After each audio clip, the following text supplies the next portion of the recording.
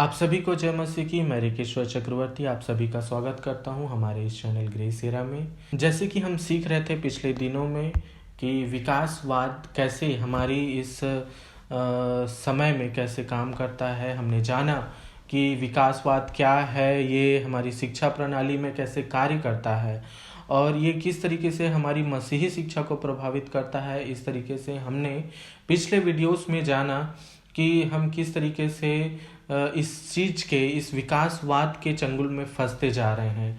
आज इसी सेगमेंट को हम आगे लेके चलेंगे और हम जानेंगे कि विकासवाद की शिक्षा को हम कैसे पहचान सकते हैं और विकासवाद से हमें क्या नुकसान है। सच में आज हम जानेंगे कि कैसे ये विकासवाद जो है एक बड़े खतरे की तरह हमारे सामने उभर रहा है और इससे हमारे इन शिक्षा प्रणालियों को बहुत खतरा है, जिससे हमारे आने वाले जनरेशन में आने वाले जो बच्चे हैं जो अभी सीख रहे हैं वो किस तरीके से प्रभावित होंगे और किस तरीके से ये हमारे लिए खतरा है, हम जानेंगे। तो इस चीज़ को हम जानेंगे तो हमारे साथ आज फिर से जुड़े हैं हमारे आकाश भैया जो हमें इस चीज़ में लीड करेंगे। तो मैं इनका स्वागत करना चाहूँगा। वेलकम आकाश भैया, आपको जय मसीह की। जैसे हम पिछले वीडियोस में हम लेके चले हैं अपने भाइयों को, अपने दर्शकों को कि किस तरीके से जो विकासवाद है हमको सिखाया जा रहा है, पढ़ाया जा रहा है हमारे बचपन से। जैसे कि आपने हमें पहले ही वीडियो में बताया कि कैसे हमारे बचपने की किताबों से हमको ये सिखा दिया गया कि किस तरीके से विकासवाद जो है आया है और किस तरीके से ये दुनिया बनी है और इस तरीके के झूठों से हमारे किताबों को भरा गया है। और जैसे हमने पिछले वीडियो में देखा कि हमारी जो एज करने की जो तकनीक है वो करप्ट है। हम किस तरीके से एज करते हैं, जो हमें एवोल्यूशन थ्योरी के द्वारा या विकासवाद के द्वारा जो सिखाया गया है कि हम इस तरीके से किसी चीज़ का मेज़र कर सकते हैं कि ये कितनी पुरानी है। हमने देखा कि वो कैसे करप्ट हो गई है और इसी रीति से कई प्रकार की जो झूठ है वो हमारे पढ़ाई में डाल दी गई है और हमें गुमराह किया जा रहा है। तो हम देखेंगे कि आज ये किस तरीके से खतरनाक और ये एवोल्यूशन थ्योरी जो है, ये विकासवाद है हमारे शिक्षा के लिए, हमारी शिक्षाओं में, चाहे वो संसारिक शिक्षा हो और मसीही शिक्षा हो, ये किस तरीके से हमें प्रभावित करती है और किस तरीके से ये हमारे लिए खतरनाक है, आज हम जानेंगे। तो मैं अब यहाँ से आकाश भैया को हैंडओवर करूँगा। ये हमें आगे ले चलेंगे और हमें बताएंगे ये किस तरीके से हमारे शिक्षा प्रणाली में खतरनाक है। तो आकाश भैया, handover to you as well, आप हमें लीड करिए। Thank you Rinku. और अभी जैसे तुम बोल रहे थे तो मैं वही सोच रहा था कि विकासवाद अब घुसने की कोशिश नहीं कर रहा, वो बहुत बुरी रीति से, मतलब उसकी नींव डल चुकी है। जी जी जी। आज जितने भी स्कूल हो गए, कॉलेज हो गए, इवन मेरे जॉब में भी मैं सुनता हूँ तो विकासवाद एक फैक्ट है। यानी अब इसको हम ये नहीं कह सकते कि घुस चुकी है, सच में। हाँ, ये चीज होना चाहिए। मैं करेक्ट करना चाहूंगा कि ये घुस नहीं रही है, ये एक्चुअली अब घुस चुकी है और इसका न्यू जो है डल गया है और हम उसी में खड़े हैं। तो अब हमको ये जानना है कि हमारी न्यू कितनी खोखली है। हाँ, तो वही चीज कि हमें यही सिखाया गया है कि हम मतलब स्पेशल नहीं है, हम जानवर ही। एक समय में बहुत समय लगा उसको बदलने में और फिर वाकई आखिरी में वो इंसान बन गया। तो ये इस तरह का हम लोग को बताया जाता है कि हम भी एक जानवर ही हैं। आज उन्हीं सब बातों में कुछ अपन बात करेंगे जी। जब हम ये देखेंगे कि हम विकासवाद की शिक्षा को कैसे पहचान सकते हैं, क्या क्या कॉमन टर्म्स या वाक्य उसमें इस्तेमाल किए जाते हैं और विकासवाद की शिक्षा से क्या क्या खतरे पैदा होते हैं, ये भी हम आज देखेंगे जी। और दूसरा जो एज वाली तुमने जो बात बोला था, तो हाँ, हम उतने गहराई में उन बातों को नहीं देखे थे, ऊपर ऊपर से ही टच किया था। जी जी। भविष्य में कभी मौका मिलेगा तो हम उसकी गहराइयों में जाएंगे कि कैसे ये जो उम्र निकालने की तकनीकें हैं उनमें प्रॉब्लम्स क्या क्या हैं, उन बातों को हम देखेंगे। और मैं कुछ बुक्स को भी रिकमेंड करूँगा जिसमें आप जो लोग इंग्लिश अच्छे से पढ़ सकते हैं तो उन लोग उन बुक्स को पढ़ें। उसमें साइंटिस्ट लोगों ने रिसर्च किया है और इन तकनीकों को की कमियों को एक्सपोज किया है, बाहर लाया है कि ये प्रॉब्लम्स है तो आप इसको इस्तेमाल नहीं कर सकते करके। और तो वो हम भविष्य में कभी हमें और मौका मिलेगा तो हम उन बातों को देखेंगे। आज के हमारे जो आखिरी के दो प्रश्न थे कि हम विकासवाद की शिक्षा को कैसे पहचान सकते हैं, और दूसरा कि विकासवाद से खतरे दोनों शिक्षा प्रणाली में, सांसारिक और हमारे मसीही शिक्षा में। तो आज हम उनको देखेंगे। तो पहले हम देखते हैं कि विकासवाद की शिक्षा की जब अपन बात करते हैं तो आप इस प्रकार के वाक्यों को, टर्म्स को सुने होंगे। स्ट्रगल फॉर एग्जिस्टेंस, अस्तित्व के लिए संघर्ष करो। जी जी। सर्वाइवल ऑफ द फिटेस्ट, जो योग्य का बचे रहना, जो योग्य है वही बचता है, बाकी सब खत्म होते हैं। नेचुरल सिलेक्शन, प्राकृतिक चयन। तो इस टाइप की बातों को आप स्कूल में पढ़ते होंगे, है ना, इसके बारे में सुनते होंगे, और माहौल भी आप देखते होंगे। तो माहौल भी ऐसी है कि नौकरी की बात हो गई तो तुमको संघर्ष करना पड़ेगा नौकरी पाने के लिए, जीविका चलाने के लिए, और जो योग्य है वही बाजी मार जाता है, जो अयोग्य है वो नहीं टिकेगा। तो इस टाइप की मानसिकता भी लोगों की इसी तरह की आजकल देखने को मिलता है। तो ये बुनियाद ही हमारे अंदर डाली गई है ना, कि इसी रीति से ही हम आगे बढ़ सकते हैं, इसी रीति से ही दुनिया चलती है। जी जी। इसीलिए हम लोग सच में हम एक ढल गए हैं इस तरह की मानसिकता में, और ये सब चीजें। बिल्कुल बिल्कुल। तो इसमें जैसे कि एक क्वेश्चन आता है कि योग्य व्यक्ति ही बचता है, यो सर्वाइवल ऑफ द फिटेस्ट। तो एक दो प्रश्न मेरे मन में आते हैं कि तुम कैसे जानोगे कि कौन योग्य है? तो उसका एक उत्तर है, जो कि सरवाइव किया, जो बचा। तुम कैसे जानोगे कौन बचेगा? जो योग्य है। हाँ। तो ये इसको बोलते हैं सर्कुलर रीजनिंग, कि ये उसका आंसर है, ये उसका आंसर है। ये लोग आपस में एक दूसरे का आंसर कर रहे हैं, लेकिन हम कैसे डिसाइड करेंगे कौन योग्य है, कौन बचेगा करके? तो इसमें अपन आगे जाते हैं कि शिक्षा को अगर विकासवाद की पहचानना है तो ये कुछ टर्म्स आपको मैं बताया कि struggle for existence, survival of the fittest, natural selection. इसके बाद एक और बात हमारे बीच में आती है कि मनुष्य का व्यवहार, यानी अपन इन तीन बातों से जान सकते हैं, यानी पहचानने का वो कर सकते हैं कि ये जो बातें हैं ये बेसिकली विकासवाद का है, विकासवाद से आ रही है करके। जब भी आप इन तरह के वाक्यों को सुनेंगे तो आप पहचान सकते हैं कि विकासवाद की थ्योरी, जी, इवोल्यूशन थ्योरी के कॉन्टेक्स्ट में, के संदर्भ में बात किया जा रहा है। जी जी। अगला प्रभाव जो विकासवाद की शिक्षा से आता है, जिसे हम पहचान सकते हैं, वो मनुष्य के व्यवहार में। मनुष्य विकासवाद की शिक्षा में अगर आप सोचेंगे तो आपको पता चलेगा कि मनुष्य जानवरों से विकसित होकर आया है। मतलब मनुष्य भी एक जानवर ही है, बस एक विकसित जानवर है।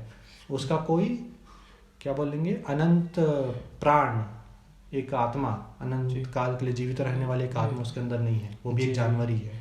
कई बारी मैं भी सुनता हूँ कि कहते हैं कि सबसे खतरनाक जो इस दुनिया में जो जानवर है वो इंसान है। ये कहावत भी कई जगहों में कही जाती है। तो ये भी इसी का ही है कि हाँ भाई हम जानवर ही हैं, ऐसा। और एक चीज मैं बोल सकता हूँ कि अभी विकासवाद इस तरह की मानसिकता को सपोर्ट करता है। जी, लेकिन जी। ये मानसिकता हमेशा से रही है, कोई ये नई चीज नहीं है, बस अभी ये विकासवाद के नाम से दुनिया में प्रचलन में है। जी। इसमें एक और बात आ जाती है कि यदि मनुष्य जानवर से आया है तो दूसरा पॉइंट ये आ जाता है कि जानवरों का भी उतना अधिकार है जितना मनुष्य का है। हाँ। जिसमें आप पेटा ऑर्गेनाइजेशन का नाम सुने होंगे, जिसको कई सेलिब्रिटीज लोग सपोर्ट करते हैं, जिसमें जानवरों के अधिकार के लिए लड़ा जाता है। जी जी जी जी, है ना? जी।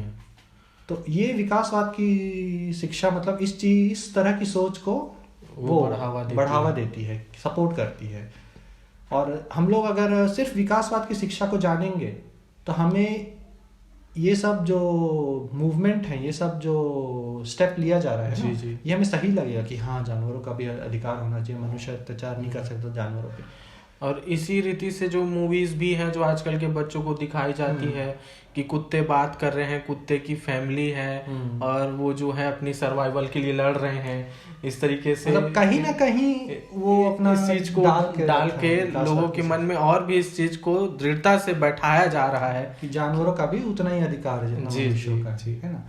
यहाँ पे मैं एक कहानी आपके सामने बाइबल से लाऊंगा, जहाँ पर प्रभु यीशु मसीह ने कुछ ऐसा किया था, जहाँ पर उन्होंने ये प्रकट किया था कि एक मनुष्य का प्राण बहुत जानवरों के प्राण से भी ज़्यादा कीमती है। आपको याद होगा मरकुस के सुसमाचार में ये वाला स्टोरी कि एक आदमी को दुष्ट आत्मा पकड़ा था। वो लोग प्रभु वहाँ पर कब्रों में वो घूमता था, प्रभु वहाँ जाते हैं और दुष्ट आत्मा उसके अंदर से निकाल देते हैं और दुष्ट आत्मा सुअरों में घुस जाती है, सुअर जाके पानी में कूद जाते हैं, कूद के मर जाते हैं जी। वहां लिखा है कि वो सुअर 2000 सुअर थे जी, है ना। तो वहां पे प्रभु ने ये चीज प्रकट किया कि एक आदमी का प्राण और 2000 सुअर के प्राण से भी ज्यादा कीमती है जी। वहां पे वो जानवरों का मतलब वहां पे प्रभु ने रखा कि मनुष्य को परमेश्वर ने बनाया है और जानवरों से ऊंचा बनाया है। यानी मनुष्य की महत्ता जो है वो जानवरों से कहीं ऊपर है। हाँ, तो परमेश्वर के देखने का नजरिया अलग है जी, है ना। लेकिन जो लोग विकासवाद की थ्योरी, अभी अपन अगले पॉइंट को देखेंगे, विकासवाद की थ्योरी जो परमेश्वर को नहीं मानते हैं या नहीं मानना चाहते हैं जी, तो उनको ये सब चीजें सही लगती है या उनको समझ ही नहीं आएगा। उनको लगेगा कि हम विज्ञान ने इस बात को प्रमाणित कर दिया है कि मनुष्य भी जानवर है, तो ऑब्वियसली जानवर का भी उतना अधिकार जितना मनुष्य का है, तो उनको ये सब बात सही लगेगी। लेकिन अगर अपन वचन से देखें तो परमेश्वर मनुष्य को जानवर से ऊंचा बनाया है। यानी जो ह्यूमनली लॉजिक करने की जो क्षमता परमेश्वर ने हमें दी थी उसको इस विकासवाद ने ऐसे करप्ट किया है कि लोग जो है वो इस चीज के लॉजिक में कि इंसान को कैसे बचाया जाए ये लॉजिक छोड़ के जानवरों को कैसे बचाया जाए इस लॉजिक में आ चुके हैं। हाँ, तो अब अगले पॉइंट पे जाते हैं कि यहाँ पे ये वाला जो है ये विकासवाद की शिक्षा को पहचानने वाला चीज नहीं है, लेकिन विकासवाद की शिक्षा अब इस चीज को बहुत सपोर्ट करने लगी है। ये है नास्तिकता, एथिज्म बोलते हैं जिसको, है ना जी। कि परमेश्वर है ही नहीं, ठीक है। और विकासवाद की शिक्षा नास्तिकता को कैसे सपोर्ट करती है, इसका बेस्ट एग्जांपल ये था जो डार्विन ने अपनी पहली किताब लिखी थी ना, द ओरिजिन ऑफ स्पीसीज, जैसे तुम स्क्रीन में देख सकते हो, है ना। जी जी। उसमें उसने लास्ट पेज में इस बात को लिखा था, मैं पहले उसने लिखा क्या था वो मैं पढ़ रहा हूँ, उसके बाद उसका मतलब क्या था वो बता रहा हूँ जी। Thus from the way nature, from famine and death, the most exalted object which we are capable of conceiving, namely the production of higher animals, directly follows. उसने कहा था कि जो नेचर को हिंदी में क्या बोलेंगे, प्रकृति है ना, और फैमिन अकाल और मृत्यु, इन सब से जो प्राणी केपेबल थे इन सबको पार करने के, जी जी, फिर उससे वैसे प्राणी जो पार कर पाए इन विपत्तियों को, उनसे फिर ऊपरी प्रजातियां आई जानवरों की। मतलब इसका कहने का मतलब है कि संघर्ष, कष्ट और मृत्यु के द्वारा मनुष्य आया। मतलब एक एमीबा से चालू हुआ था, फिर वो संघर्ष कर करके कई जानवर आए जो क्लाइमेट चेंज हुआ, वातावरण चेंज हुआ, वो नहीं बचे, वो मर गए। जो बचे वो लोग फिर और उनमें बढ़े तो उनमें और फिर क्या उनका क्वालिटी इंप्रूव हुआ, सहने की शक्ति बढ़ी, फिर वो बहुकोशिका बने, फिर आखिरी में मनुष्य आया। तो इसका कहने का मतलब है कि संघर्ष हुआ, कष्ट आया, मृत्यु आई, उसके द्वारा मनुष्य आया। जी जी। बोलने का मतलब डार्विन का ये था। और बाइबल में क्या बोलता है, 1 कुरिन्थियों 15:21 में, कि मनुष्य के द्वारा मृत्यु आई। जी। तो यहाँ पे जस्ट उल्टा बोलता है कि मनुष्य के द्वारा मृत्यु आई, बाइबल बोलता है, और यहाँ इन्होंने बोलता है कि संघर्ष, कष्ट और मृत्यु के द्वारा मनुष्य आया। तो ये डायरेक्ट कॉन्ट्रडिक्शन हो जाता है यहाँ पे। जी। तो मतलब नास्तिकता का जो जड़ था वो डार्विन ने मतलब अपनी किताब में उस बात को लिखा था। अब ये अगला मैं जो बता रहा हूँ ये है सर जूलियन हक्सली। इनका मैं इंट्रोडक्शन देता हूँ। ये थे यूनेस्को, UNESCO, यूनाइटेड नेशन की जो संस्था है उसका एक क्या बोलेंगे, अलग अलग है ना, यूनाइटेड नेशन में अलग अलग वो रहते हैं ना, यूनिसेफ, यूनेस्को, ये सब रहता है। तो उसके पहले डायरेक्टर जो है ये जूलियन हक्सली थे। और वर्ल्ड वाइल्ड लाइफ फंड के जो जानवरों का कुछ संस्था है ना, वर्ल्ड वाइल्ड लाइफ फंड, उसके फाउंडिंग मेंबर रह चुके हैं, है ना। तो 1975 में इनका देहांत हो गया। तो इन्होंने 1959 में डार्विन की किताब के छपने का 100वां सालगिरह था और डार्विन के जन्म का 150वां सालगिरह था। तो उसमें 1959 में डार्विन सेंटिनल सेलिब्रेशन एक हुआ था। तो उसमें इन्होंने एक स्पीच दिया था। तो वहाँ पे इन्होंने क्या बोला था वो मैं आपके सामने पढ़ रहा हूँ, उसका गूगल ट्रांसलेट भी मैं बताऊंगा। मैं ट्रांसलेट करके हिंदी में देखा कि उन्होंने बोल क्या रहे थे। उन्होंने कहा था कि Darwin pointed out that no supernatural designer was needed since natural selection could account for any known form of life. There was no room for a supernatural agency in its evolution. We can dismiss entirely all idea of a supernatural overriding mind being responsible for the evolutionary process. मतलब वो यही बोल रहे थे कि कोई अलौकिक designer, कोई परमेश्वर की आवश्यकता नहीं थी, क्योंकि जो प्राकृतिक चयन है उसी से कोई भी तरह का जीवन आ सकता है। डार्विन ने इस बात को बोल दिया है, अपनी किताब में बोला है। और हम अगर हम एक अलौकिक अधिभावी दिमाग के विकासवाद प्रक्रिया के लिए जिम्मेदार होने की सभी विचारों को पूरी तरह से खारिज कर सकते हैं। मतलब कोई ऐसा दिमाग रहा होगा, ब्रिलियंट माइंड, जिसने पूरी सृष्टि को रचा है ना, अपने बुद्धि से, वैसे विचार को हम खारिज कर सकते हैं, क्योंकि डार्विन ने प्राकृतिक चयन के थ्रू साबित कर दिया है कि उसकी ज़रूरत ही नहीं है। तो ये सेक्रेटरी रहे हैं जियोलॉजिकल सोसाइटी ऑफ लंदन के, फर्स्ट डायरेक्टर यूनेस्को के, founding member world wild life fund के, प्रेसिडेंट रहे हैं ब्रिटिश यूजेनिक सोसाइटी के, first president British humanist association के। मतलब एक बहुत बड़े पोस्ट पर रहने वाले व्यक्ति ऐसे हैं, बहुत एजुकेटेड, हाईली एजुकेटेड। तो इन लोगों का कहना ये था कि परमेश्वर है ही नहीं। तो ये एक तरीके से जो विकासवाद की थ्योरी है, ये नास्तिकता को भी वो देती है, बल देती है कि ये सब चीज़ें बिना एक परमेश्वर के संभव है। यानी ये कहना चाह रहे हैं कि परमेश्वर ने नहीं रचा है, प्रकृति ने जिस तरीके के नीड होती गई, जिस तरीके की जरूरत होती गई, वो वैसा होता गया है, अपने आप हो गया। तो बेसिकली आखिर ये इनडायरेक्ट ये कह ही रहे हैं कि प्रकृति ही है जो सब चीज सृज रही है अपने जरूरत के अनुसार से। लेकिन ये अजीब विडंबना है, जो वो ये मानते भी हैं और नहीं भी मानते हैं। उनका कहना ये है कि रचा भी जा रहा है, कोई है ताकत जो रच भी रहा है अपने हिसाब से, और ये भी कह रहे हैं कि कोई नहीं है जो रच रहा है। इस तरीके की दोनों चीज ये खुद ही कह देते हैं। तो मतलब मेरे को अब एक एग्जांपल यहाँ पे आ रहा है कि ये बोल रहे हैं कि चीजें करोड़ों साल लगे लेकिन चीजें अपने आप रच गई, है ना जी। अब जैसे मैं सोचूं कि मेरे को एक गाड़ी बनाना है, कार बनाना है, तो मैं चक्का ला दिया, स्टेयरिंग ला दिया, इंजन ला दिया, टंकी ला दिया, है ना, बॉडी ला दिया, सब वहाँ पे रख दिया हूँ। ये बताइए कि कितना साल लगेंगे कि वो चीज अपने आप कार बन जाए वो? जी। कितने करोड़ों साल लगेंगे? ये ऐसा ही एग्जांपल है जैसे जो आपने कहा कि सब मैंने सब्जी ला के रख दिया। जो अपने फर्स्ट वीडियो में आपने एग्जांपल दिया था, सारी सब्जी ला के रख दी मैंने कच्ची, है वो कब पकेगी? है ना जी। कितने साल आप वेट करना चाहेंगे या छोड़ के चले जाएंगे? कभी ना कभी होगा। आपका विश्वास कितना रहेगा कि वो होगा? वो होगा। जी। वो कभी नहीं होने वाला है।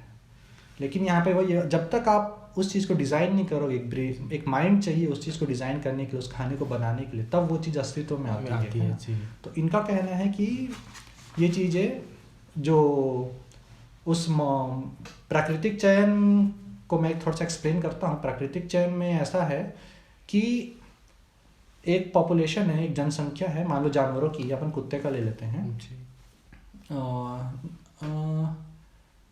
कुत्ते का ले लेते, चलो ठीक है ना। तो वो एक गर्मी में रहने का उसको आदत है, फिर एकदम से ठंड आया तो 100 कुत्ते थे, 50 कुत्ते मर गए, ठंड नहीं बर्दाश्त कर पाए। तो जो 50 कुत्ते बाकी थे, उन लोग उस नए वातावरण को उन्होंने वो कर लिया, अडॉप्ट कर लिया। हाँ, उसको हिंदी में क्या बोलेंगे? अडॉप्ट कर लिया, उसको ढल गए उस नए वातावरण, है ना। तो अब वो जो नए कुत्ते हैं उनको ठंडी सहने का भी आदत है, गर्मी सहने का भी आदत है। अब उन लोग जो जनसंख्या लाएंगे, उन लोग दोनों को टैकल कर पाएंगे।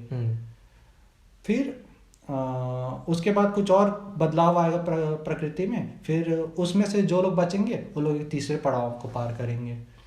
तो ऐसा करके प्राकृतिक चयन चलता है ना। तो इसमें ये बात आती है कि जो जानवर पानी से निकला, अब उसको उड़ना था, तो वो उड़ने के लिए पंख कहाँ से ले आया वो? कि वो चिड़िया बन के उड़ पाए, क्योंकि जीवन तो इनके थ्योरी के हिसाब से पानी से आया था जी। फिर पानी से चिड़िया में कैसे पंख लिया कि मेरे को उड़ना है, वो क्या किया होगा जो उसके पास पंख आ गया लगा, है ना। तो ये वाला चीज़ है। अब इसमें अपन अगले पॉइंट को देखते हैं, और ये मेरा विचार है, मेरे को लगता है कि मैं इसमें गलत नहीं हूँ। तो ये मैं बोलने वाला हूँ कि जो विकासवाद की शिक्षा है, ये अगली जिस चीज़ को बहुत बल देती है या जिसको आप पहचान सकते हो, वो है एक फिलॉसफी बोलूँ या एक नया धर्म बोलूँ, जिसको ह्यूमनिज्म बोला जाता है जी। इंसानियत तो ह्यूमैनिटी बोलते हैं, और वो दोनों लिंक है। ह्यूमनिज्म को मानववाद बोला जाता है। और इसका जो बेस्ट एग्जांपल है, जो आजकल बहुत सुनने को मिलता होगा, सारे फिल्म स्टार मूवी स्टार वाले इस चीज़ को प्रमोट करते रहते हैं, आपके सक्सेस का राज क्या है, आपके सफल होने का राज क्या है? खुद पर विश्वास करो, बिलीव कि तुम कर सकते हो। ये वाली जो सोच है, ये वाली सोच मुझे लगता है कि ये ह्यूमनिज्म वाली सोच, ये मतलब विकासवाद से ही आती है। आगे अपन देखेंगे क्यों मैं ऐसा बोल रहा हूँ। तो इनकी जो डॉक्ट्रिन है उस पे जाने से पहले मैं थोड़ा सा वचन से बताना चाहूँगा कि मेरे को जो लगता है कि खुद पे विश्वास करने के विषय में वचन क्या बोलता है। जी। तो ये अपोस्टल प्रेरित पौलुस ने बोला था 2 कोरिन्थियों 1:9 में कि जब वो प्रचार करने गया था, तो जब उन पर सताव आया था, तो उसने बोला था, मैं इंग्लिश में पढ़ूंगा, हिंदी में भी आप देख सकते हैं, उसका एक्सप्लेन करूंगा। But we had the sentence of death in ourselves, that we should not trust in ourselves but in God which raiseth the dead. है ना, कि हम पर मृत्युदंड की आज्ञा रहती है क्योंकि हम खुद पर विश्वास ना करें, बल्कि परमेश्वर पर जो मृतकों को जिलाता है, हम अपना भरोसा ना रखें, हिंदी में जैसे बोलता है ना। तो यहाँ पे एक ये था, और भी पद है जिसमें नीति वचन में देखते हैं 3:5 में कि trust in the Lord with all thine heart and lean not unto thine own understanding, तो अपनी समझ का सहारा न लेना, है ना। और इसके बाद अपन स्मरण करते हैं वो दृष्टांत को, वो अमीर बेवकूफ़ का, रिच फूल का दृष्टांत को, जो बहुत सारा धान खाना उसके पास होता है, बोलता है मैं बहुत सालों तक डट के खाऊंगा, मेरे को कोई कमी घटी नहीं होगी। वो परमेश्वर उसको बोलते हैं तू मूर्ख है, आज ही की रात तेरा प्राण ले लिया जाए, फिर किसका होगा वो करके, है ना।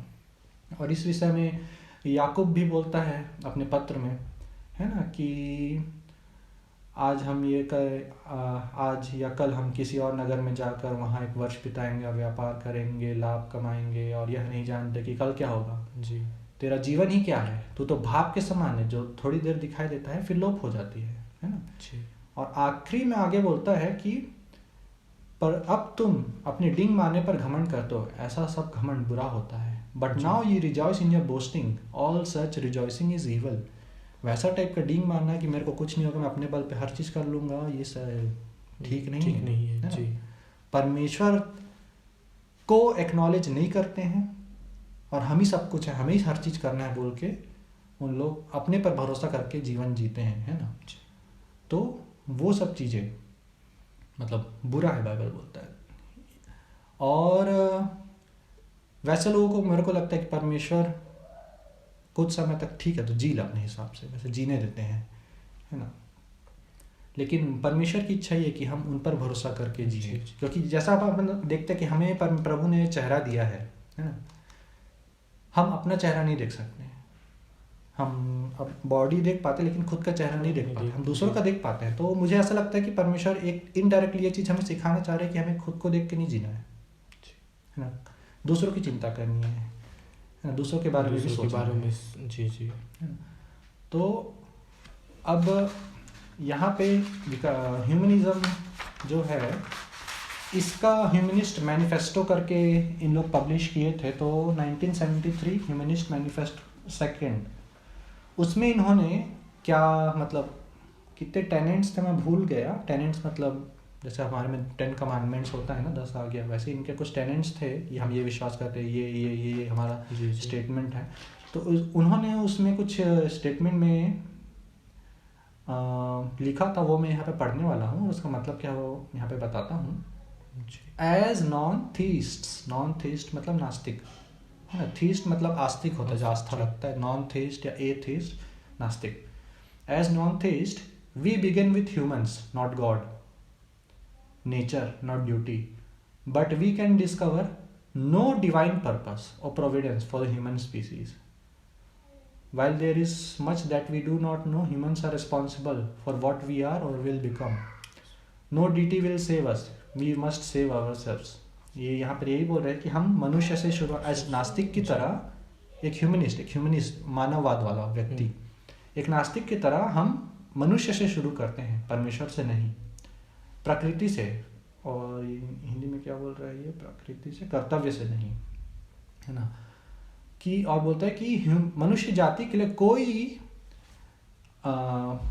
वो डिवाइन पर्पस, इसको हिंदी में क्या बोलेंगे, उद्देश्य, है ना, परमेश्वर की ओर से कोई उद्देश्य नहीं है मनुष्य जाति के लिए। मनुष्य ही रिस्पॉन्सिबल है कि वो क्या है या क्या बनेगा। कोई परमेश्वर हमें बचाने वाला नहीं है, हम ही स्वयं को बचाना है जी। मतलब ये जो धर्म बोलूँ मैं इसको, ये जो फिलॉसफी है, जो नया सिस्टम है, इसमें परमेश्वर नहीं, मनुष्य ही है। तो मनुष्य को पूजो, स्वयं को पूजो। तो इनडायरेक्टली लोग ये बोल रहे हैं। और इस तरह की मानसिकता के लोग हैं, मतलब फिर जितने भी आप देखते होंगे, बीइंग ह्यूमन करके एक स्लोगन भी आता है ना शर्ट में, मेरे को लगता है कहीं ना कहीं वो ह्यूमनिज्म से ही आया है। तो इस तरह का कि हमें खुद को बचाना है, अपने धरती को बचाना है, हमें क्लाइमेट को बचाना है, तो कि क्योंकि कोशिश कर रहा है मनुष्य बचाने का, जी जी, है ना, वो बचा नहीं पाएगा। परमेश्वर का वचन बोलता है कि ये धरती चली जाएगी। परमेश्वर एक नया आकाश, नई धरती बनाएंगे, और उसके लिए वो आमंत्रित कर रहे हैं हमें कि हम आके उनके साथ हम रहें जी। और मनुष्य यहाँ पे तुला है कि नहीं, मेरे को इसी धरती को बचाना है, इसी को मेरे को संवार कर रखना है ना। तो ये वाला एक और मानसिकता है ना कि आओ हम कैसे क्या बोलते हैं, let us make this world a better place to live in, आओ हम इस दुनिया को, धरती को बेहतर जगह बनाए रहने के लिए जी, है ना। मेरे को लगता है बाइबल की शिक्षा से एग्री नहीं करता है। मेरे को यह लगता है कि बोलना चाहिए let us prepare for the world which is to come, आओ हम उस जगत के लिए तैयारी करें जो आने वाला है, जो परमेश्वर लाने वाले हैं। तो इसके बाद सेकंड पैराग्राफ में उन्होंने ये बोला था, प्रोमिसेस ऑफ इमॉर्टल सैल्वेशन और eternal damnation are both illusory and harmful. जो वायदा है उद्धार का, अनंत उद्धार का या अनंत मृत्यु का, वो छलावा है और नुकसानदायक है ना। और विज्ञान ये प्रमाणित करता है, rather science affirms that human species is an emergence from natural evolutionary process.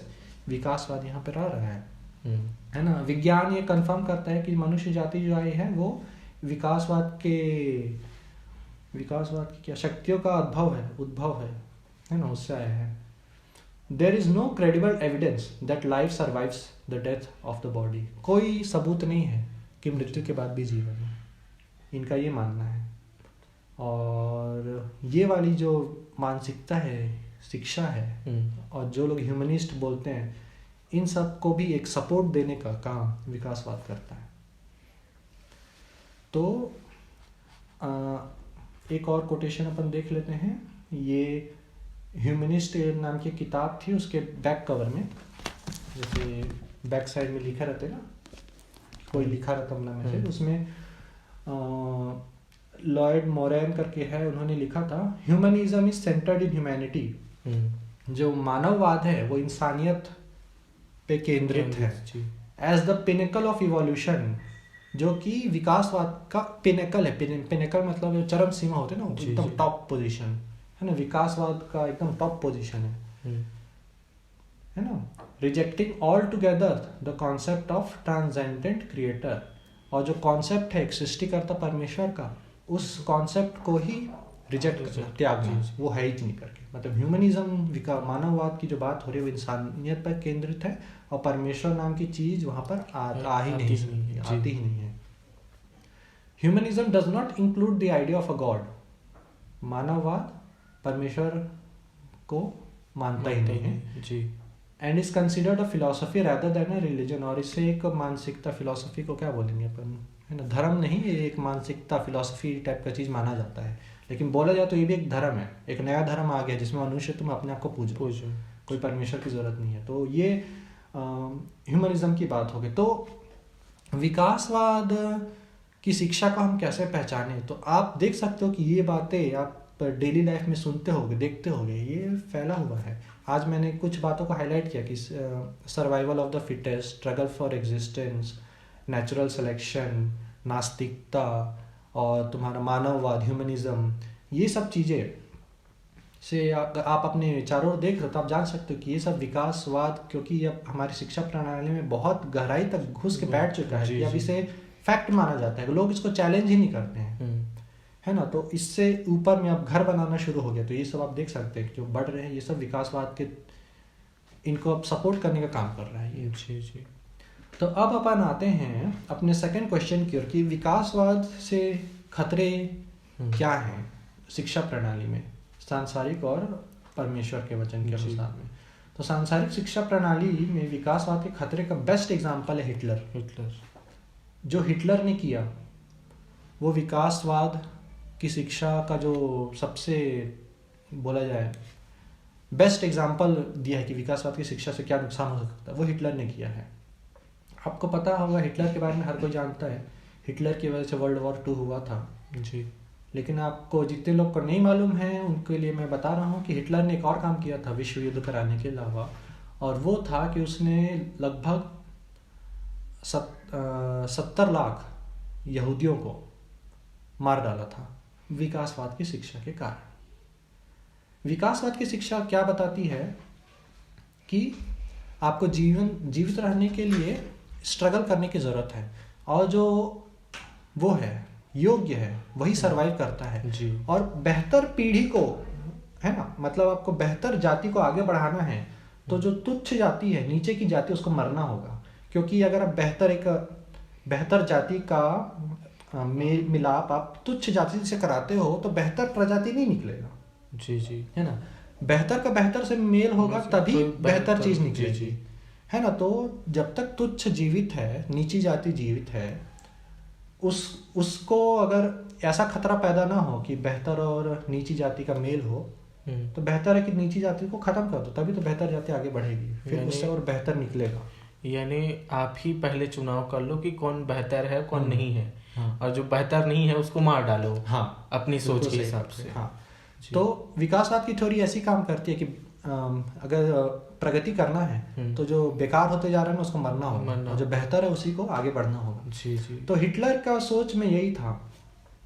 और हिटलर पे जाने से पहले मैं आपको बताऊं, ये जो जाति के बीच भेदभाव वाला बात है ये भी विकासवाद से आता है। जी जी। जो, और जैसे आप स्क्रीन में देख सकते हो कि डार्विन की जो पहली किताब थी the origin of species by natural selection, ये कंप्लीट किताब का हेडिंग नहीं था।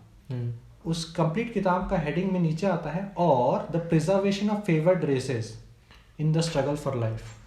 जो फेवर्ड रेसेस है, जो जाति जिन पर क्या बोलेंगे, है ना, बेहतर जाति है ना, वो कैसे उसको प्रिजर्व किया जाए या कैसे सुरक्षित रखा जाए, है ना, जीवन के संघर्ष में, जी, है ना। तो हिटलर ने वही किया था। हिटलर ने किताब लिखी थी, मीन काम्फ करके प्रोनाउंसिएशन है, मैं पता नहीं सही प्रोनाउंस कर रहा हूँ कि नहीं, जिसका मतलब होता है मेरा स्ट्रगल, मेरा संघर्ष, माय स्ट्रगल, है ना। ऑनलाइन में अवेलेबल है, मैं थोड़ा सा जाके देखा था। तो उसमें उसने क्या बोला है, वो जर्मन जाति थी उसको सबसे ऊंची जाति मानता था, और जो यहूदी जाति थी उसको सबसे नीची जाति मानता था वो। तो आर्यन रेस बोलता था वो अपनी जाति को। तो उसका यही कहना था कि यहूदी, अगर मेरे को आर्यन जाति को बढ़ाना है, जर्मनी को मेरे को बढ़ाना है, तो मेरे को जो नीच जाति है उसको खत्म करना पड़ेगा, तभी विकासवाद की तरह ये प्रगति होगा करके। जी जी। तो उसने क्या किया था, वर्ल्ड वॉर 2 के टाइम में उसने यहूदी लोगों को पकड़ पकड़ के कैंप में ले जाके, गैस के चेम्बर्स होते हैं वहाँ पर जाके उनको बड़े बड़े मास मर्डर बोल सकते हैं ना, बड़े बड़ी संख्या में उनका खून किया था। और जैसे स्क्रीन में देख सकते हो कि वर्ल्ड वॉर 2 के बाद जब उन कैंप्स को खोला गया था, तो ये तो एक कैंप का मैं दिखाया हूँ फोटो, बहुत कैंप थे ऐसे, तो उनकी डेड बॉडीज इसी तरीके से पड़ी हुई थी। मैं ये इमेज विकीपीडिया में से ही लिया था, विकीपीडिया में आप देख सकते हैं, मतलब और भी फोटोज़ हैं उसमें कि कैसे उनको पकड़ के ले जाया जा रहा है, और मतलब मारपीट के नंगा करके वैसे ही लाइन बाय लाइन में पूरी एक जाति को ले जाया जा रहा है, सिर्फ इस उद्देश्य से कि लोग नीच जाति हैं, इनको मारना है। इतना क्रूर काम उसने किया था। तो मतलब हिटलर विकासवाद की थ्योरी का क्या नुकसान है, बेस्ट एग्जांपल है, वो लाइव एग्जांपल है कि ऐसा उसने किया है। और सिर्फ इसी कारण से कि विकासवाद के थ्योरी में जैसा है कि जो बेहतर जाति है उसको आगे बढ़ना है तो नीच जाति को मरना है, इसी कारण से उसने किया था। और ये है हिटलर का पर्सनल सिक्योरिटी में पी हॉफमैन ने कहा था पेज नंबर 264 में कि Hitler believed in struggle as Darwinian principle of life. मतलब हिटलर विश्वास करता था संघर्ष में, है ना। और वो डार्विन का जो सिद्धांत है मनुष्य के जीवन के लिए, तो यही है, संघर्ष करना है जीवन में, है ना। That forced every people to try dominate all others, कि वो हर लोगों को मजबूर करे कि दूसरे पर हावी हो जाए, है ना, दूसरे को दबा के रखे, खुद हावी करे। Without struggle they would rot and perish, यदि संघर्ष नहीं होगा तो वो सड़ के नाश हो जाएंगे जी। और आगे फिर बोलता है कि जब हिटलर खुद आ रहा तो उसने खुद एक्नॉलेज किया कि जो मेरे को हराया है वो मेरे से बेहतर था, उसको अब संघर्ष में वो जीता, मतलब वो फिट है, वो योग्य है करके। और डॉक्टर एडवर्ड साइमन जो कि बायोलॉजी के प्रोफेसर रहे हैं पुर्डू यूनिवर्सिटी के, ये उन्होंने another side to the evolution problem, विकासवाद, एक किताब लिखी थी विकासवाद में जो समस्याएं हैं उसका एक दूसरा साइड बोलो, अनदर साइड। तो उसमें उन्होंने एक बात बोला था, ये सब बायोलॉजी के प्रोफेसर हैं जो कि खुद विकासवाद पे विश्वास करते हैं, वैसे लोग हैं, वो बोल रहे हैं आई डोंट क्लेम, मैं ये क्लेम तो नहीं करता, मैं क्लेम को क्या बोलेंगे, दावा, है ना, मैं ये दावा तो नहीं करता that Darwin and his theory of evolution, कि डार्विन और उसकी विकासवाद की जो थ्योरी थी ब्रॉट ऑन द हॉलोकॉस्ट, उसकी वजह से हॉलोकॉस्ट हुआ था।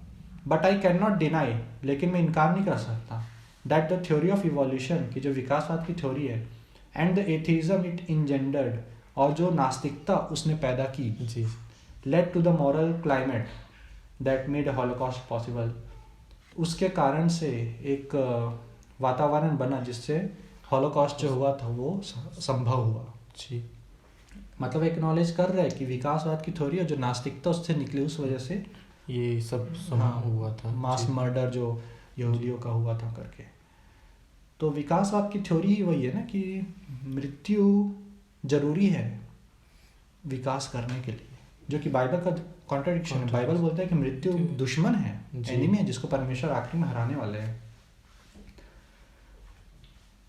और हिटलर ने लगभग, यहाँ पर एक स्टैटिस्टिक्स मैंने निकाला था, इसमें लगभग 40 लाख से 70 लाख यहूदी लोग कौन कौन से जगह पे पकड़े गए थे, है ना, और कितने मरे हैं, वो सब का एस्टिमेट यहाँ पे डला होगा, तो ये स्क्रीन में देख सकते हैं कितने सारे लोग मारे गए हैं सिर्फ एक थ्योरी की वजह से। यानी कि भैया हम ऐसा कह सकते हैं कि हिटलर जो था वो पास्ट में उसने इस थ्योरी की वजह से ऐसा कुछ किया।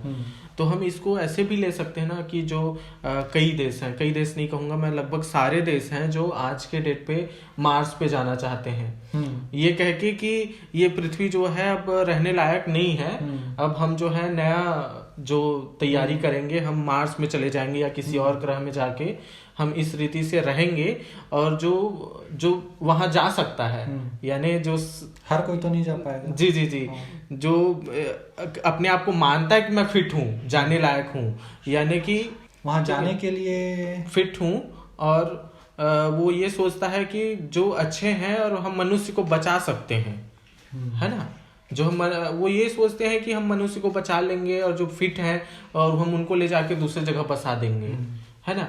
इस तरीके का जो सोच अभी के लोगों में है, यानी जो अभी तो नहीं है बट फ्यूचर में हो सकता है, तो ये इसी का ही एक हिस्सा है, ऐसा हम ले सकते हैं, मान सकते हैं। हाँ, बहुत ब्रिलियंट माइंड वाले लोग ऐसा सोचते हैं कि हम, मतलब वही बोला ना कि परमेश्वर है ही नहीं, हमें ही बचाना है। जी तो धरती का चीज खत्म हो रहा है तो ला मैं मार्स में जाके रहूंगा, दुनिया बसाऊंगा करके, है ना। और वहाँ योग्यता फिर क्या आ जाती है, हर कोई तो नहीं जा पाएगा। हाँ।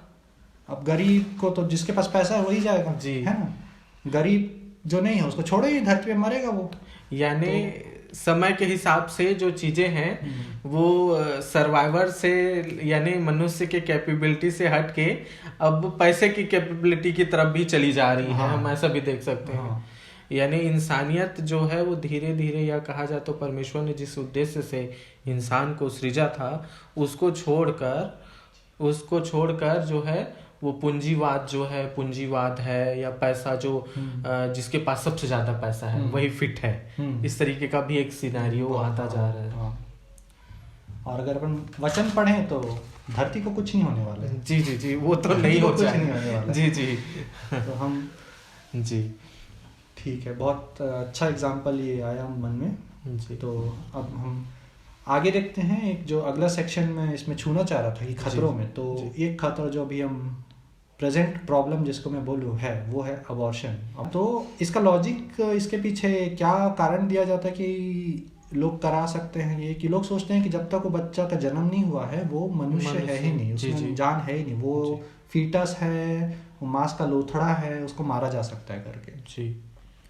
तो ये इंडिया में उतना नहीं है, फॉरेन कंट्रीज में बहुत ज़्यादा अब इस पर मतलब नियम बनने की ये लीगल है, कर सकते हो, इतने महीने तक कर सकते हो, ऐसा टाइप का। जी जी। अब लड़कियां सड़क पे आके बोलती है कि मेरा अधिकार है, मेरा शरीर मेरा अधिकार करके। तो भाई तुमको अपना शरीर अबॉर्ट करना है तो करो ना, बच्चे का शरीर को क्यों अबॉर्ट कर रहे हो? जी जी, है ना। आप अपनी इच्छा, आप अपने शरीर को काटिए, जो जैसी इच्छा है आपकी आप अपने शरीर के साथ कर सकते हैं।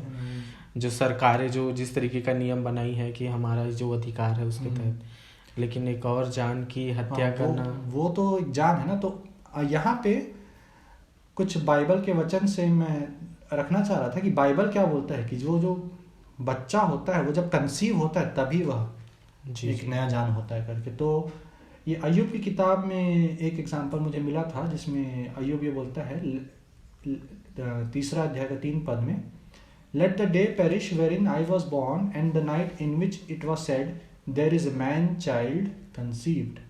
Man-child conceived. जब कंसीव हुआ उसी समय वो बच्चा है ना, उसमें बेटे का गर्भ रहा। चाइल्ड कंसीव, जब कंसीव हुआ तब वह बच्चा है, जान है वो करके। और मत्ती के सुसमाचार में मैं हिंदी का ट्रांसलेशन इसमें नहीं लिया, इंग्लिश में बहुत बेहतरीन तरीके से एक्सप्लेन किया है, किंग जेम्स वर्जन से मैं बता रहा हूँ।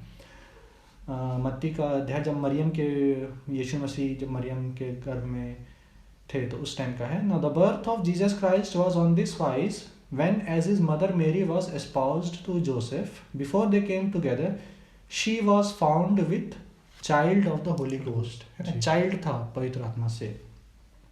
फिर यूसुफ जब सोच रहा था, but while he thought on these things, behold the angel of the Lord appeared unto him in a dream and saying, Joseph, thou son of David, fear not to take unto thee Mary thy wife, for that which is conceived in her is of the Holy Ghost.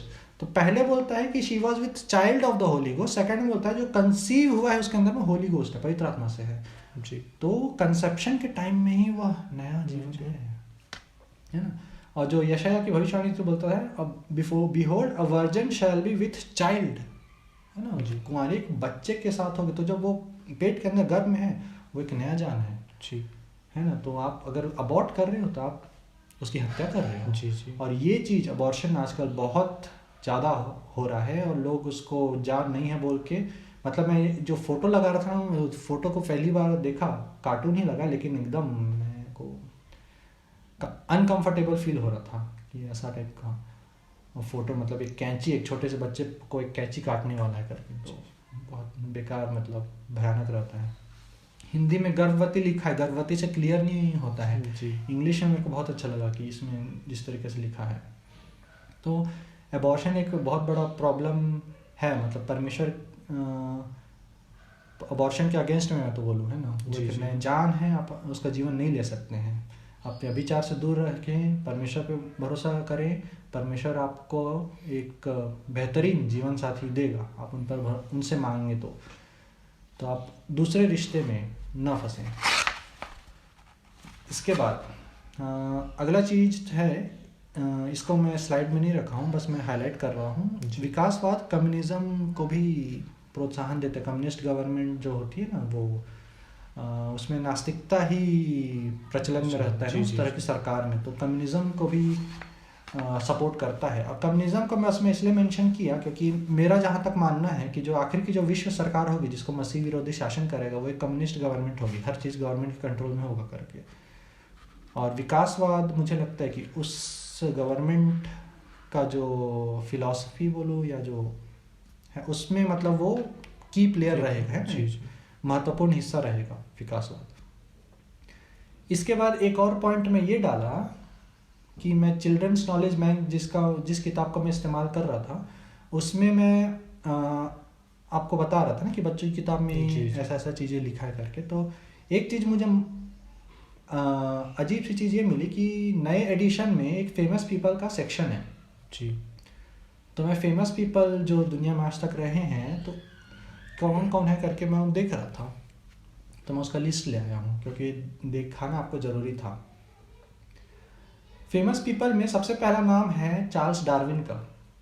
Famous people who was Charles Darwin. Charles Darwin कौन था बच्चों, है ना? तो उसके बारे में फिर लिखा हुआ है पूरा सेक्शन। उस किताब में मोहम्मद के बारे में लिखा हुआ है, जैसे प्रोफेट मोहम्मद करके। कौन था प्रोफेट मोहम्मद करके? इस्लाम का फाउंडर बोल सकते हैं उसको। उस किताब में लिखा था गौतम बुद्ध कौन है। गौतम बुद्ध बुद्धिज्म के नाम से जाने जाते हैं। यीशु मसीह का कहीं नाम ही नहीं था। जब तो डार्विन का नाम है, ठीक है, डार्विन विज्ञान की तरफ से, लेकिन मोहम्मद जो धार्मिक तरफ है, बुद्धा धार्मिक तरफ, इन सब का नाम है। यीशु मसीह का नाम ही नहीं है। जबकि हम ईयर को भी वैसे ही एज करते हैं। हाँ, before Christ and after Christ, anno domini, है ना? जी जी, in the year of the Lord.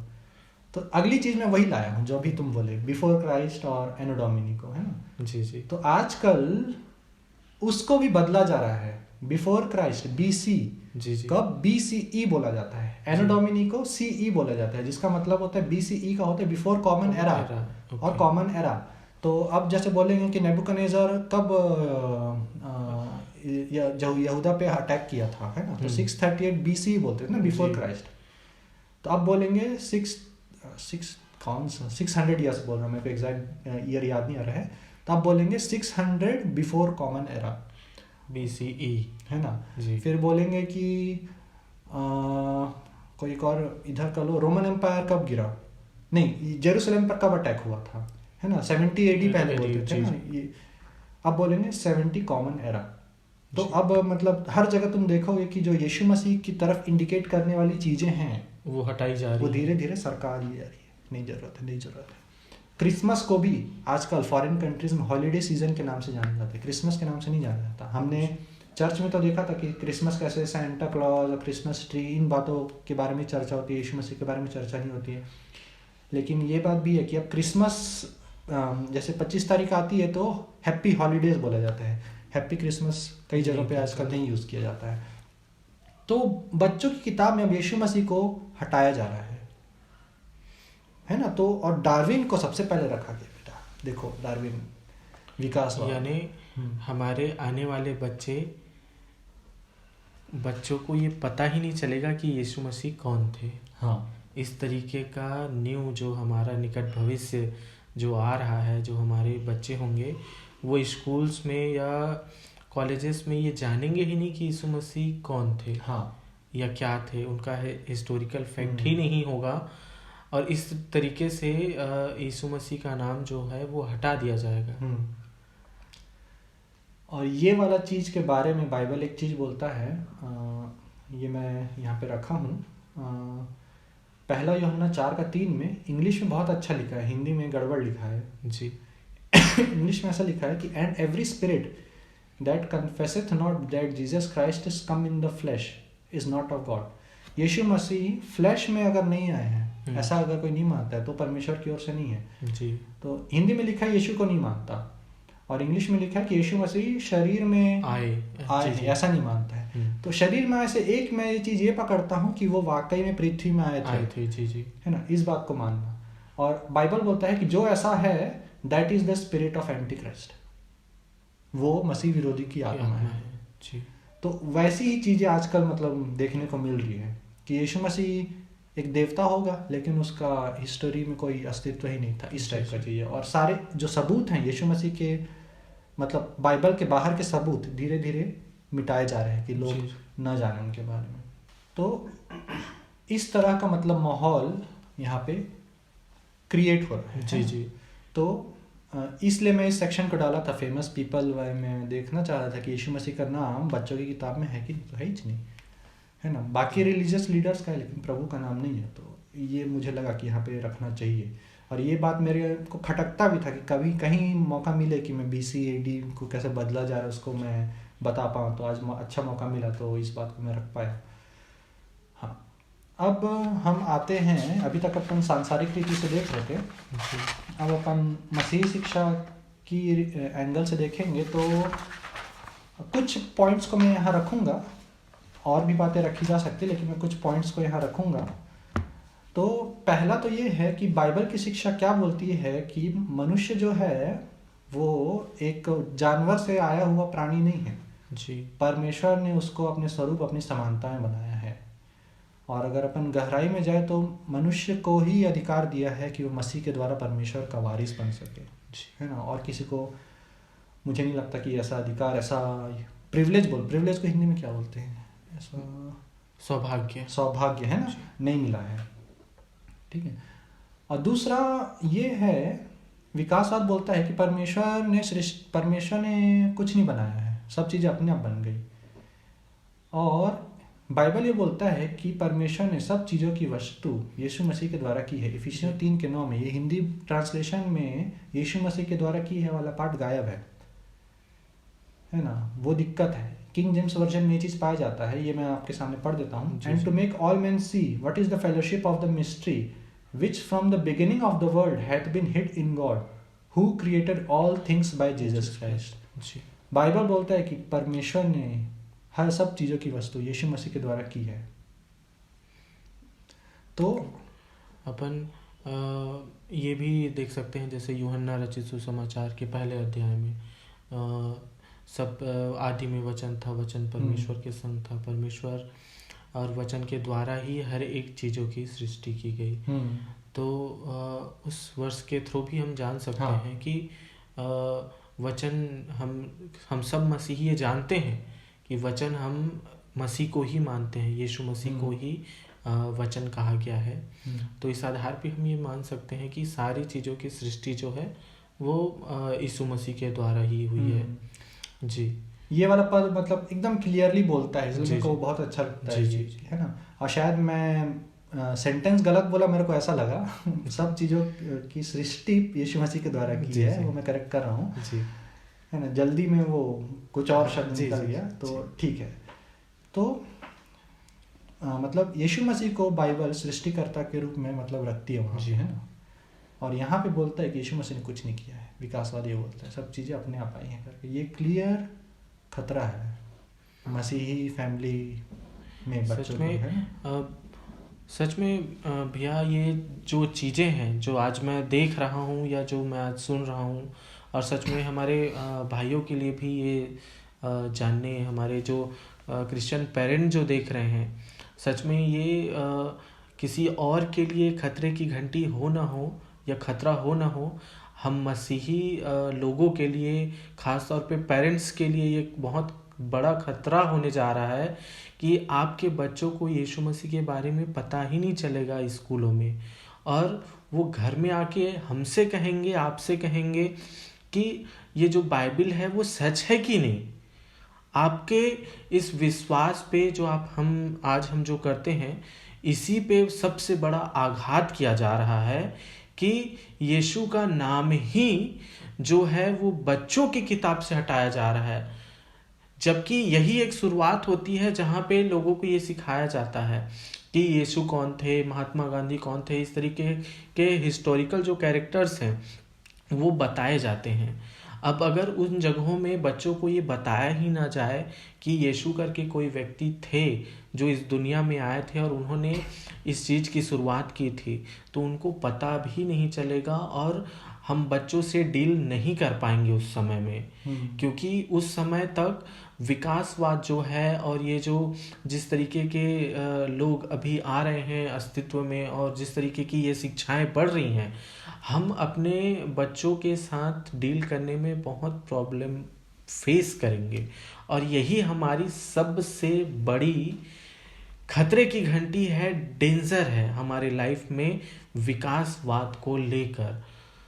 मैं सबको आगाह करना चाहूँगा कि आप इस चीज़ को नज़रअंदाज ना करें। इस चीज़ को लेके हम कुछ कर सकते हैं, बहुत आगे तक जा सकते हैं। तो इस चीज़ को हम ध्यान में रखें और इस चीज़ को हम लेके बात करें, और बात सिर्फ ना करके इस चीज़ पे हम कुछ करें, और इस चीज़ को हम देखें कि हमारे बच्चे भी इस चीज़ से अवगत हों, और ये चीज़ें जो हैं बच्चों की बुक में वापस से डाली जाएं।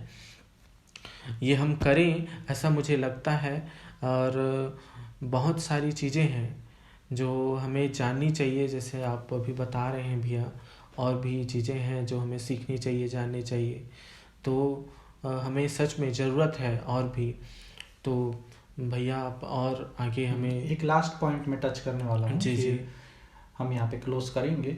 लास्ट बाइबल की शिक्षा जो कि विकासवाद से कॉन्ट्राडिक्ट करती है वो ये है कि बाइबल बोलता है कि आदम के कारण मृत्यु जगत में आया। जी जी for since by man came death, क्योंकि जब मनुष्य के द्वारा मृत्यु आई तो मनुष्य के द्वारा मरे हुए का पुनरुत्थान भी आया। जी जी फॉर एज इन एडम, जैसे कि आदम में सब मरते हैं, इवन सो इन क्राइस्ट, वैसे ही मसीह में सब जिलाए जाएंगे। जी जी है ना, कुरिन्थियों में लिखा है। फिर जी रोमियो में ऐसा लिखा है, wherefore as by one man sin entered into the world and death by sin, इसलिए जैसा एक मनुष्य के द्वारा पाप जगत में आया और पाप के द्वारा मृत्यु आई। जी जी तो पाप को, मृत्यु को जगत में लाने का काम आदम से हुआ। आदम के कारण जी, जी। मृत्यु जगत में आई। जी विकासवाद ये बोलता है कि मृत्यु आदम के पाप करने से पहले ही थी, और कई जानवर मर रहे थे, जो बच रहा था वो विकसित हो रहा था, जी। और आखिरी में आके मनुष्य बना। मतलब विकासवाद ये बोलते हैं कि मृत्यु तुम्हारा दोस्त है, यानी मृत्यु ही नए जीवन की शुरुआत है। हाँ। इस तरीके से इंट्रोड्यूस हाँ, किया इस जा टाइप रहा का। है। जी और बाइबल ये बोलता है कि मृत्यु दुश्मन है हमारा, जी और एक दिन परमेश्वर मृत्यु को आग की झील में फेंक देंगे कि उसके बाद कोई नहीं मरेगा करके। तो विकासवाद के लिए मृत्यु दोस्त है, और वचन के हिसाब में मृत्यु दुश्मन है। जी तो अभी जब अपन देखें कि विकासवाद में जब अपन स्ट्रगल फॉर एग्जिस्टेंस, संघर्ष करो जीवित जिंदा रहने के लिए, है ना, योग्य ही सरवाइव करता है, जो जी, योग्य है वही बचेगा, है ना, जो बेहतर जो बदलाव आता है उसमें जो लोग अपना को ढाल पाए उन्हीं लोग बचेंगे, बाकी लोग को मरना पड़ेगा। जी। तो जब अपन विकासवाद की बात करते हैं तो संघर्ष, कष्ट, क्लेश, है ना, दुख, मृत्यु, यही सब बात होती है। जी ये परमेश्वर के चरित्र को ही कॉन्ट्राडिक्ट करता है, काटता है। परमेश्वर का चरित्र प्रेमी है, जीवन देने वाला है, बहुतायत का जीवन देने वाला है ना। जी संघर्ष और दुख देने वाला नहीं। वो तो बोलते हैं कि वो हमारे आंसू पोंछ देगा कि दोबारा आंसू ना, है ना। जी तो परमेश्वर के चरित्र को ही ये काटता है, उल्टा है उसका। जी जी और दुनिया मानती है कि ऐसी ही दुनिया चल रही है, तो ये परमेश्वर की इच्छा के विरुद्ध में है, मुझे ऐसा लगता है। जी और हमें मतलब मसीही लोगों को ये देखने की ज़रूरत है कि विकासवाद की शिक्षा स्कूलों में दी तो जाती है, लेकिन बच्चों को बताने की ज़रूरत है कि ये इसका कोई प्रमाण नहीं है। जी जी है ना, सिखाया जा रहा है, सिलेबस में है, तो एक थ्योरी है ना, एक थ्योरी है जो इसको दुनिया में बोला जाता है, लेकिन इसका कोई प्रमाण नहीं है। जो वचन है वो सही है। तो मेरे ख्याल से यहाँ पे कंक्लूड कर सकते हैं। तो आज हमने वही उन बातों को ही रखा कि आप शिक्षा को कैसे पहचानोगे विकासवाद की, और इससे क्या क्या खतरे पैदा होते हैं। तो अपन ने कुछ हिस्टोरिकल एग्जाम्पल को भी देखा, ऐतिहासिक एग्जाम्पल को भी देखा, भविष्य में भी जो मानसिकता है लोगों की वो कैसे विकासवाद की शिक्षा से प्रभावित है, तो उन बातों को देखा। तो मेरे ख्याल से रिंकू, अब मैं तुमको हैंड ओवर करता हूँ, इसके आगे देख सकते हैं। सच में मैं आपका एकदम से शुक्रिया अदा करना चाहूँगा भैया, क्योंकि बहुत सारी चीज़ें हैं जो लिटरली इस सफ़र में, इस एवोल्यूशन थ्योरी के इन 3 भागों में मैं बहुत कुछ जाना और सीखा हूँ। और सच में मैं ये भरोसा करता हूँ, ये यकीन करता हूँ कि हमारे जो व्यूअर हैं, जो हमें देखते हैं, उन्होंने भी बहुत कुछ सीखा होगा और बहुत कुछ जाना होगा। और सच में ये जो विकासवाद है, ये तो हम सिर्फ, मेरे ख्याल से हम ओवरव्यू में हैं, है ना, हमने ऊपर ही तौर पे देखा है। और ऊपर ही के तौर पे हम देखते हैं कि ये कितना बड़ा खतरा है हमारे क्रिश्चियन और मसीही समाज के लिए, कि हमारे बच्चों को ही नहीं बताया जा रहा है कि हमारा उद्धारकर्ता कौन है। तो एज अ उद्धारकर्ता ना सही, बट एक हिस्टोरिकल कैरेक्टर के तौर पे उनको पता होना चाहिए कि ऐसे कोई व्यक्ति जो थे वो अस्तित्व में थे।